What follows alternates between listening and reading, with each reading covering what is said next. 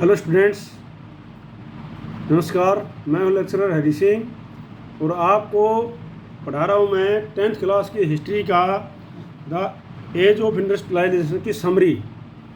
Chapter मैंने पूरा भेज दिया आपके पास में पहले वीडियो में, उसमें दे सकते हैं। और इसमें शॉर्ट समरी भेज रहा हूँ आपके पास में, इसको भी आप लोग पढ़ लेना। और इस चैनल को सब्सक्राइब कर लेना, इसको लाइक करना, शेयर करना, सब्सक्राइब जरूर कर लेना, क्योंकि इसमें सारे टॉपिक आपको मिल जाएंगे अभी। ठीक है, नहीं सारे टॉपिक मैं भेजने वाला हूँ, सारे मिल जाएंगे। तो ये क्या है, समरी में क्या है, सबसे पहले है the history of the industrialization started with the establishment of first factories but this idea is somehow based. ठीक है नहीं, तो क्या है, जो पहली फैक्ट्री के साथ में जो है इंडस्ट्रियलाइजेशन शुरू हुआ था, even before factories began to appear in England and Europe, there was a large scale industrial production for the international market which was known as। ये जो इंडस्ट्रियल जो फैक्ट्री जो अपेयर हुई थी वो कहाँ पर, इंग्लैंड और यूरोप के अंदर हुई थी। और लार्ज स्केल प्रोडक्शन हुआ था, वो पूरे इंटरनेशनल मार्केट के लिए हुआ था।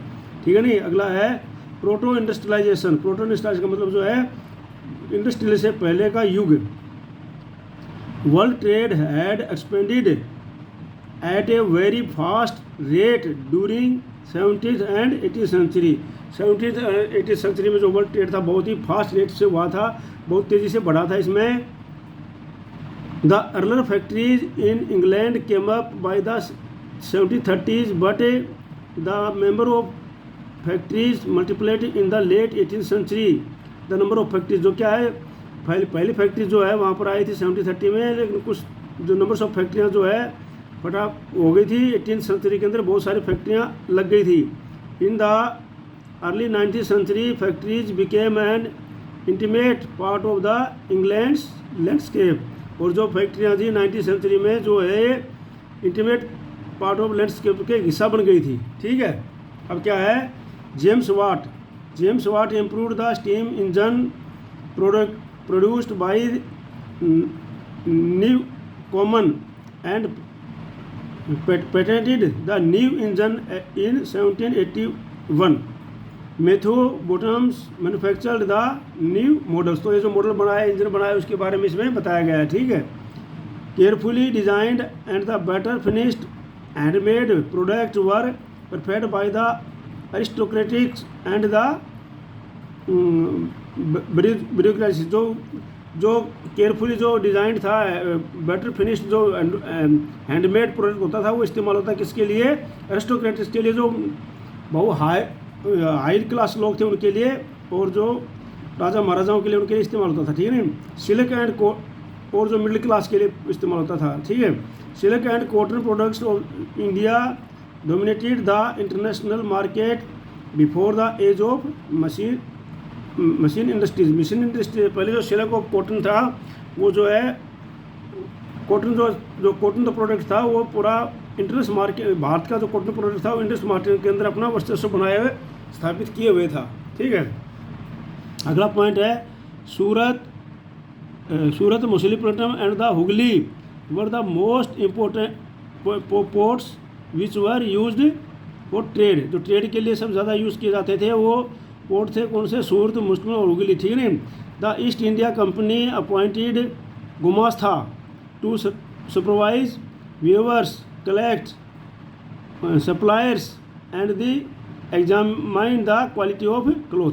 जो ईस्ट इंडिया कंपनी थी, इन्होंने जो गुमास्ता स्थापित किए हुए थे, जो सुपरवाइज करते थे किसके लिए, इसको व्यूअर्स को और इनकी सप्लाई का और इनको सबको वो करते थे, तो गुमास्ता। ठीक है, इन 1811 and 12 the share of cotton textile industry was 30% of India's export and 1850 it was more than 3%। क्या है, 1811 and 12 में जो टेक्सटाइल कंपनी थी वो 30% थी, और बाद में जो है ये रह गई थी 1850 में सिर्फ 3%। Cotton and jute mills were the first to be established in India. Cotton और जूट मिल था वो जो है इंडिया के अंदर सबसे पहली बार स्थापित की गई थी। The first cotton mill was set up in the 1854 in Bombay. First cotton mill जो है सेटअप की थी 1854 बम्बई में। While the first jute mill was set up in 1855 in Bengal. जो फर्स्ट जूट मिल थी वो बंगाल में 1855 में सेटअप की गई थी। Dwarkanath Tagore, Dinesh Patel, Jamshedpur, नसीरवानजी, Tata, Shiv Narayan, Birla, Seth, Hukumchand etcetera were some famous industrial of this 19th century. वो जो ये लोग थे ये 19th सेंचुरी के प्रसिद्ध जो थे इंडस्ट्रियलिस्ट थे, ठीक है नहीं, उद्योगपति थे ये उद्योगपति। Industrialize employed jobber to get new recruit. Industrialize के अंदर जो है जॉबर को न्यू रिक्रूटमेंट के लिए किया गया था। जॉबर जो नए भर्ती करते थे जॉब वगैरह उनको काम देते थे। The weavers produced variety of clothes ranging from coarse to finers qualities. जो वेवर्स थे वो जो है वैरायटी ऑफ क्लोथ बनाते थे जिनके लिए क्लोथ्स जो क्वालिटी के लिए अलग अलग किस्म के बनाते थे वो।